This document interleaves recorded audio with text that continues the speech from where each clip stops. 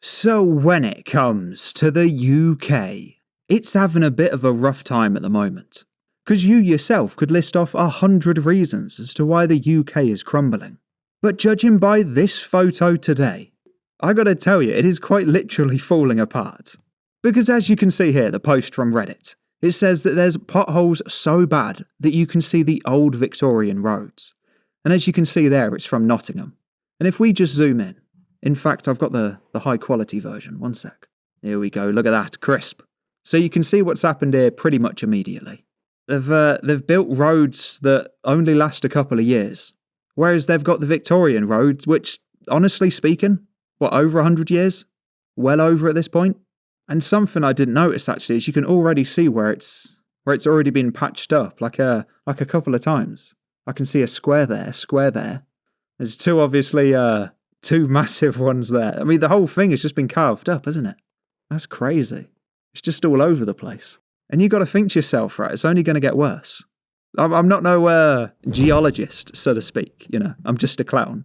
But you got to think, when the water gets in there, like through these seams here, I'll just zoom in a little bit more. When the water gets through these seams and then starts freezing, like in the winter, you got to think the amount of water and then all that expansion. That's crazy. Like I said, not a geologist, but I think the results are on screen there. I would say that's probably what's happened. Or more or less, I don't know, maybe a car tyre going over. But like I said, does it really just show that these old Victorian roads, does it just show that they can withstand the test of time? Because, I mean, they're not in bad condition, are they? Look at them. You've got decent ridges on there. That's a leaf. I'm pretty sure that's a leaf. Either way, that one's crumbled there, so it's not perfect. But, I mean, when you zoom out, this one, the amount of plasters on this is unbelievable. This is the most diverse road that I've ever seen. There's quite literally tarmac from all over the planet. So I don't know, maybe they just need to go back to the old-fashioned way of doing things. Because, I mean, I'm looking at the evidence on screen there, and that would probably tell me that we should. I did also see this on Reddit today as well.